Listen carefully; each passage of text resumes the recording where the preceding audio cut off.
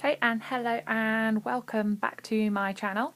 I didn't actually get round to filming anything else last week, so this is the first video in a little while. So I have moved locations because it's the Easter holidays, so I've got people downstairs, which I normally wouldn't have, and so I needed to film upstairs, hence the reason I'm in a different place. And I've got I've got Nerf guns there, so they're not actually real guns. They are Nerf guns, just in case you get the wrong idea about me. I don't have guns in my bedroom. So today I was going to do a bit of a library haul. So I went to the library. I got a few books that I wouldn't normally read because I'm trying to branch out a little bit. So the first book I got was Holy Cow by David Duchovny. I hadn't really heard of this book before, but it looked really good because it was from the perspective of some animals, which I've never read before. I've obviously seen a few books where it's from the point of view of animals. But I'll read the back of it. So it says, Elsie Bovary is a cow and a pretty happy one at that, but a glimpse of something called an industrial meat farm shakes her understanding of the world to its core, and she decides to escape to a better, safer place. A motley crew is formed: Elsie, Shalom, a grumpy pig, and Tom, a suave turkey who can't fly, but can work an iPhone with his beak.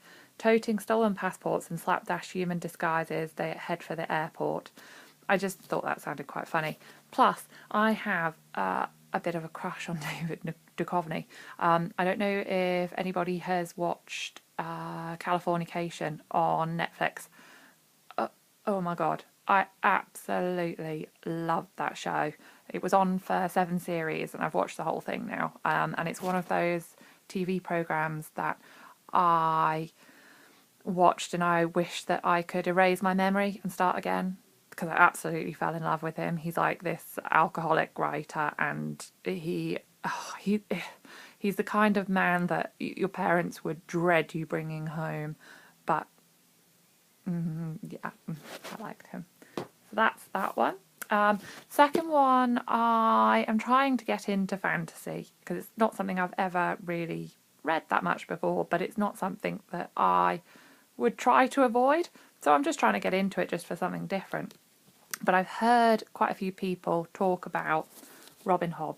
So I thought I'd pick one up. But when I went to the library, all of Robin Hobb's books were absolutely huge, like huge. This was the only one that I could find that was like not a silly size.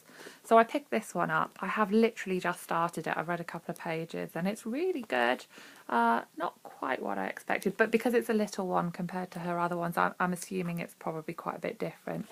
But it's very pretty inside. It has like watercolour pictures, and then it has some black and white ones that have obviously been done in watercolour. I'll just try and find. So yeah, all the way through the middle like that.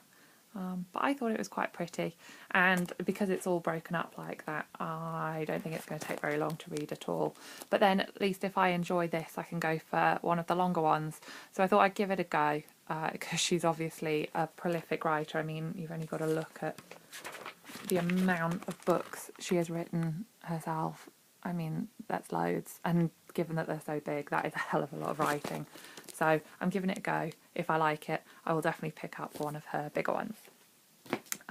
The other one I picked up is Highly Inappropriate Tales for Young People, and it is by Douglas Coupland and Graham Rumeau. I think that's how you pronounce it. I assume that it's aimed at children. I don't know, I haven't really looked at it properly. I just picked it up because I never read short stories. That's another thing that I want to start getting into. It's not that I'm averse to them, I just don't read them. But this one, it's got like really nice pictures in, and it's nicely broken up. And again, another one that I'll fly through, but I mean, you can see almost every page has got really nice illustrations on. They're all like watercolours, which I like as well, because I do like to draw too, so I quite like a book with some nice illustrations in. But I think even if it is aimed at much, much younger people, I think it's going to be quite funny. So I thought I'd give it a go, just as something completely different, because that's kind of why I wanted to start a YouTube channel, so that I do read a bit more out of my comfort zone. So that's that one. And my final one is Nina is Not Okay. Now, from reading the blurb of this, it says when your dad dies when you're only 9, everything you fuck up after that ends up being because your dad died. So it sounds as though it's almost like a YA type book, but I found it in the adult section, so I'm assuming it's not. But it does sound quite funny. It's got blurbs from people that I enjoy reading, watching, and I just thought it looks pretty good. Again, I didn't really want to read too much into it.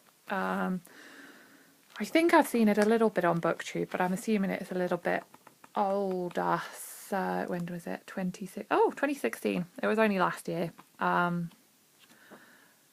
it looked funny. It has the word fuck in the blurb, so that's always a good sign. And the print's not too small either, so I think I'll fly through it again. But I really, at the moment, I'm in one of those moods where I feel a little bit,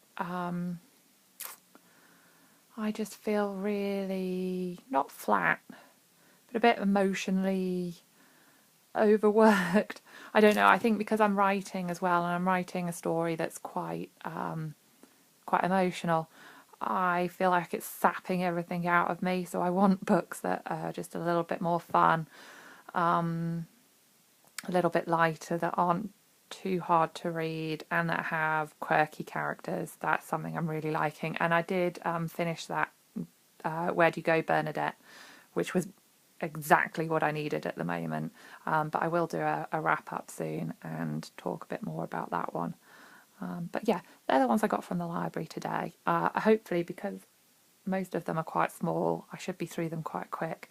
And I hope to do a mid-month wrap up sometime in the next week too. So should be back pretty soon. Bye.